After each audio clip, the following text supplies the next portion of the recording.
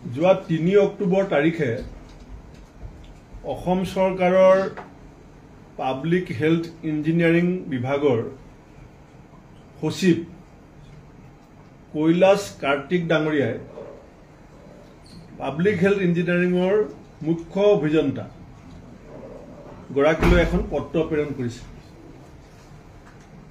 অসমত যি JJM আঁচনি ৰূপায়ণ কাম চলি আছে কেন্দ্ৰীয় চৰকাৰৰ ফ্লেগশ্বিপ প্ৰগ্ৰেমৰ অধীনত, কিন্তু 2021-22 চনতে সেই আঁচনিখন অসমত আৰম্ভ হৈছিল আৰু অসমত যি 63,65,000টা পৰিয়াল আছে, মোদী ডাঙৰীয়াৰ এটা শ্লোগান আছিল যে ঘৰ ঘৰ মে জল। এতিয়া অসমত সেই আঁচনিখনৰ বৰ্তমান যিটো অৱস্থা, এতিয়া লাহেকে অসমৰ ৰাইজে ক'ব যে চাৰিওফালে নলেই নল, কিন্তু ক'তো নাই জল। ইয়াত মাত্ৰ মই দুটামান শব্দ আপোনালোকক শুনাই দিছোঁ। Indicating potential lapses in both the project management and quality assurance. আপুনি শব্দকেইটা চাব, পটেঞ্চিয়েল লেপছ, অত্যন্ত বিসংগতিপূৰ্ণ ভাৱে এই প্ৰজেক্টবিলাক ৰূপায়ণ কৰা হৈছে বুলি আমি কংগ্ৰেছ দলে কোৱা নাই। অসম চৰকাৰৰ পাব্লিক হেল্থ ইঞ্জিনিয়াৰিঙৰ সচিবে কৈছে আৰু তাৰ মানদণ্ড সম্পৰ্কত ব্যাপকভাৱে বিসংগতি হোৱা বুলি পেলাই পত্ৰখনত উল্লেখ কৰা হৈছে। তাৰ পাছত কৈছে poor oversight by the third party inspection agencies, যিসকলক ইনস্পেকশ্যনৰ দায়িত্ব দিয়া হৈছিল। এইটো কিমান সাংঘাতিক কথা আপোনালোকে চাব। যাক এই প্ৰজেক্টটো প্ৰপাৰলি ইমপ্লিমেণ্টেশ্যন হৈছে নে নাই, যাক ইনস্পেকশ্যনৰ দায়িত্ব দিয়া হৈছিলে, তেওঁলোকেও এই যে পটেঞ্চিয়েল লেপছ আছে এইটো অভাৰলুক কৰিছে বুলি কৈছে। অৰ্থাৎ সেইবিলাক গুৰুত্ব দিয়া নাছিলে, বিল আদায় কৰি দিয়াত তেওঁলোকে ৰিপৰ্ট ছাবমিট কৰিছিলে। তাৰ পাছত কৈছে, মই আপোনালোকৰ আগতে চিঠিখন পঢ়ি দিছোঁ। চিঠিখন গোটেইখন মই নপঢ়োঁ, 2 পৃষ্ঠা চিঠি, মাত্ৰ মই 4টা লাইন কৈ দিছোঁ, ইয়াৰ তাৎপৰ্য যাতে অসমৰ ৰাইজে উপলব্ধি কৰিব পাৰে।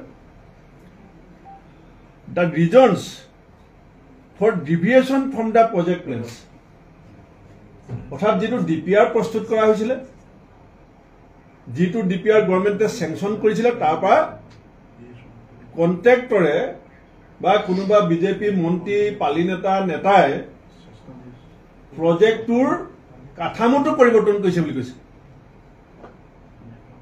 ডেভিয়েশ্যন অফ দ্য, এইটো চাব কিন্তু কথাবিলাক। তাৰপিছত কৈছে assessing the quality and quantity of work delivered. Quality আৰু quantity এতিয়া কিছুমান প্ৰজেক্ট 60% হৈ গ'ল, ক'ৰবাত 100%ও হৈছে প্ৰজেক্ট কমপ্লিট। এতিয়া চৰকাৰে কৈছে নহয়, ইয়াত ডেভিয়েশ্যন হৈছে, ইয়াত কোৱালিটি আৰু কোৱান্টিটিত কম্প্ৰমাইজ কৰা হৈছে, আৰু ইয়াত প্ৰজেক্ট মেনেজমেণ্ট আৰু কোৱালিটি এছুৰেঞ্চত পটেঞ্চিয়েল লেপছ হৈছে। আৰু সেইকাৰণে কি ক'লে যে পৰৱৰ্তী নিৰ্দেশ নিদিয়া পৰ্যন্ত সকলো কাম কাজ বন্ধ কৰি দিয়া হৈছে। এতিয়া গাঁৱে গাঁৱে এইটো ওলাইছে। আগতে আছিলে JJM মানে কি, জল জীৱন মিছন। এতিয়া মানুহে কৈ আছে গাঁৱত জয়ন্তৰ জেপত মণি, JJM মানে। মই বুজি পোৱা নাছিলো যে জয়ন্তৰ জেপত মানি মানে কি। বহুত ঠিকাদাৰে মোক আহি লগ কৰিছিলে যে আমি বিল পোৱা নাই।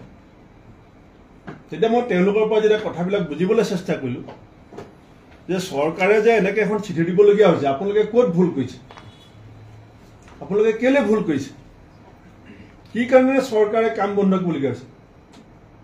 তেতিয়া ঠিকাদাৰে কৈছে যে আমাৰ কোনো উপায় নাই, কামটো লোৱাৰ আগত 8%ৰ পৰা 15%লৈকে আমি কমিশ্যন দিবলগীয়া হৈছে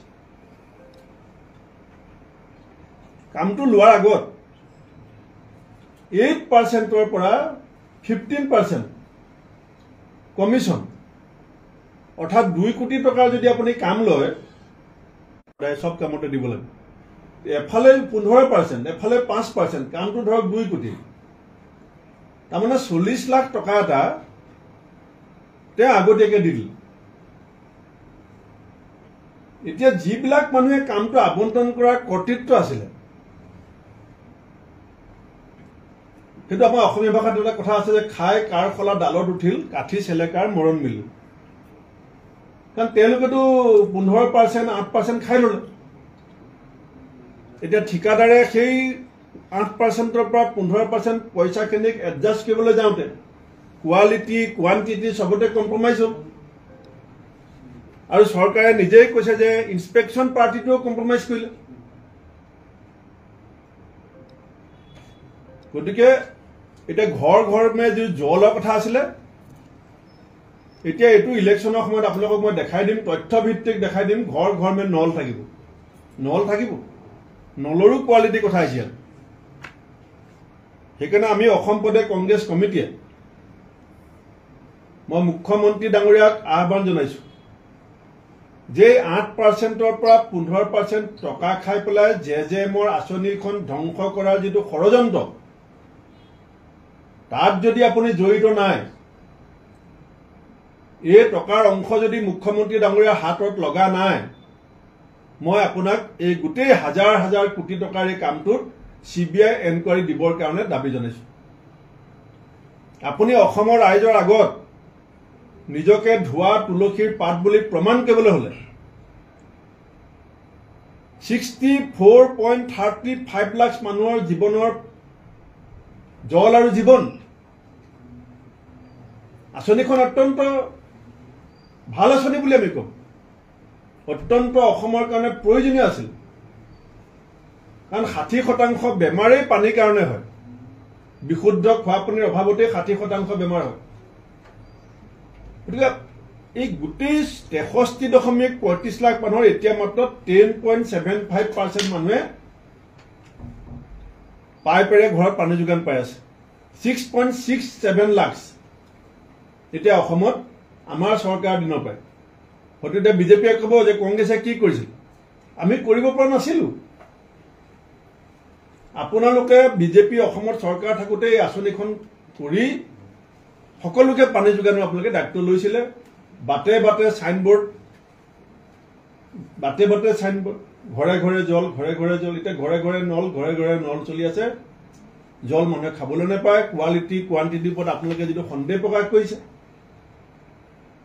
এইটোত মানুহে এতিয়া ভয়ংকৰ এটা যান্ত্ৰণাত ভুগি আছে লগতে ঠিকাদাৰসকল এতিয়া ঠিকাদাৰবিলাকো এই যে কাম বন্ধ কৰি দিয়ক এইসকল কোন থলুৱা আমাৰ হিমন্ত বিশ্ব শৰ্মাই বাৰে কয় থলুৱাৰ লগত তেখেত আছে খিলঞ্জীয়াৰ লগত তেখেত আছে থলগিৰিৰ লগত তেখেত আছে কেইদিনমানৰ আগতে চাকৰি ৰেগুলাৰ কৰাৰ নামত 20,000 শিক্ষকৰ দৰমহা আধা দৰমহা কৰ্তন কৰি দিলে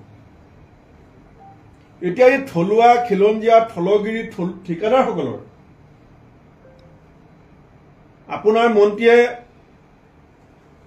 আপোনাৰ নেতা পালি নেতাই 8% পৰা 15% খাই ল'লে অফিচাৰে খাই ল'লে এতিয়া 40% ফাণ্ড ৰিলিজ হ'ল এতিয়া বাকি 60% আনটিল ফাৰ্ডাৰ অৰ্ডাৰ এতিয়া কোনো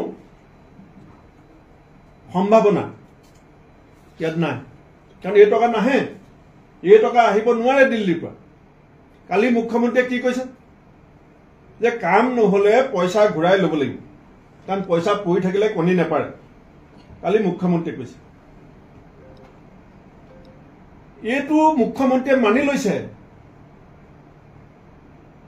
যে য'ত পুঁজি আবণ্টন দিয়া হৈছিলে বিভিন্ন কামৰ কাৰণে বিভিন্ন শিতানত তাত কি কৈছে মুখ্যমন্ত্ৰীয়ে কাম কৰিব পৰা নাই কাৰণে পুঁজিটো মই ঘূৰাই লৈছো মই পইচা পেলাই থম নেকি কণী পাৰিব কাৰণে হিমন্ত বিশ্ব শৰ্মা ডাঙৰীয়া আপুনি মানি ল'লে যে অসমৰ বিভিন্ন বিভাগবিলাকক পুঁজি ব্যৱহাৰ কৰিবৰ কাৰণে আপোনাৰ যিটো চৰকাৰী নিয়ন্ত্ৰণ লাগে,